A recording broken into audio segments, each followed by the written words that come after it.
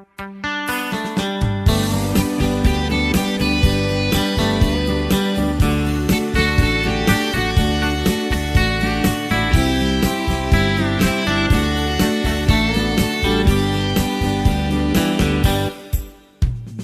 Here het verhoor in die dag van benauwdheid. Mag die naam van onze God die beskerm. Mag hy opstuur uit die hemel en hy ondersteun uit Sion. Wees geseënd in die Here, en gee jou vry die ewig lewe, gee jou hart aan hom vir vrede, en jy sal ook vir ewig lewe.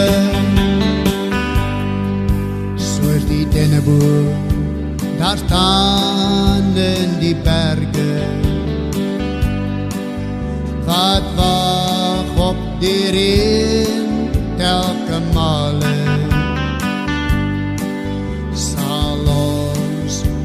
Ook wag op die genade, wat die uitgiet op alle vlees. Wees geseënd in die Here, en gee jou vry die ewig lewe, gee jou hart aan hom vir vrede, en jy sal ook vir ewig lewe. Vertel die Here dat jy hom ook lief het, en dank hom vir sy groot genade. Laat jou leef deur sy Heilige Gees in waarheid, en prys geduldig sy naam. Wees geseënd in die Here, hy gee jou vry die ewig lewe,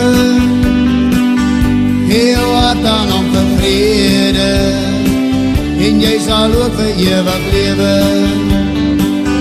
Wees geseënd in die Here, hy gee jou vry die ewig lewe,